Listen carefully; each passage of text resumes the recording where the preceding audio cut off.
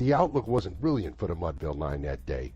The score stood 4-2, but with 1 inning more to play.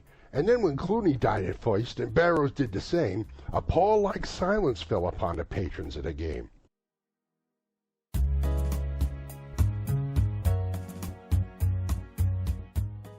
A straggling few got up to go in deep despair. The rest clung to the hope which springs eternal into human breast. They thought, if only Casey but could get a whack at that.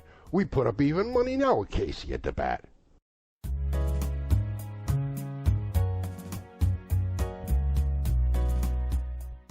But Flynn preceded Casey, as did also Jimmy Blake, and the former was a hoodoo and the latter was a cake. So upon that stricken multitude grim melancholy sat, for there seemed little chance of Casey getting at the bat.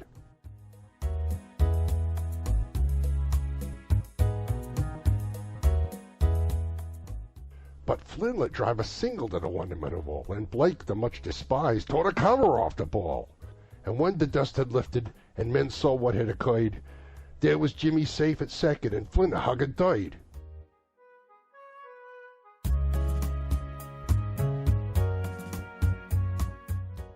Then from 5,000 throats and more there rose the lusty yell. It rumbled through the valley, it rattled into dell, it pounded on the mountain, and recoiled upon the flat, for Casey, mighty Casey, was advancing to the bat.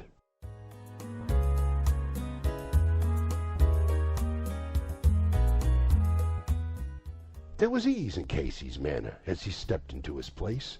There was pride in Casey's bearing, and a smile at Casey's face. And when responding to the cheers, he lightly doffed his hat. No stranger in the crowd would doubt 'twas Casey at the bat.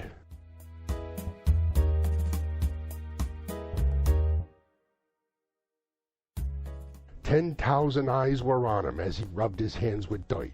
5,000 tongues applauded when he wiped him on his shirt. And when the riding pitcher ground a ball into his hip, defiance flashed in Casey's eyes, and a sneer curled Casey's lip.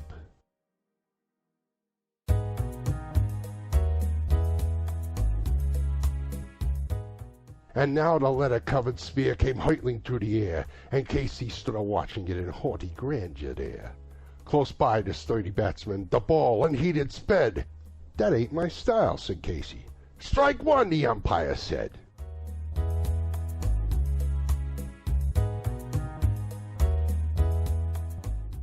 From the benches black with people there went up a muffled roar, like the beating of a storm waves on a stern and distant shore. "Kill him! Kill the umpire!" shouted someone on the stand. And it's likely they'd have killed him had not Casey raised his hand.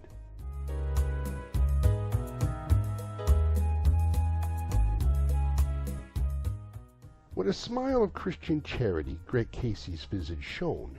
He stilled the rising tumult and bade the game go on.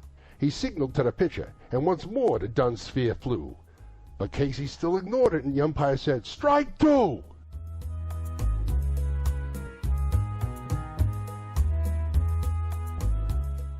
"Fraud!" cried the maddened thousands, and echo answered, "Fraud!"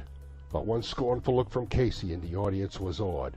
They saw his face grew stern and cold, they saw his muscles strain, and they knew that Casey wouldn't let the ball fly by again.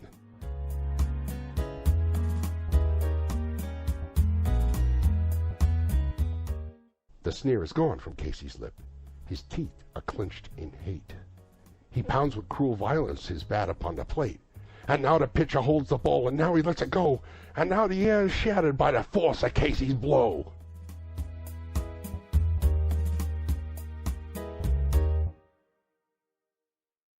Oh, somewhere in this favored land the sun is shining bright. The band is playing somewhere, and somewhere hearts are light. And somewhere men are laughing, and somewhere children shout. But there is no joy in Mudville. Mighty Casey has struck out.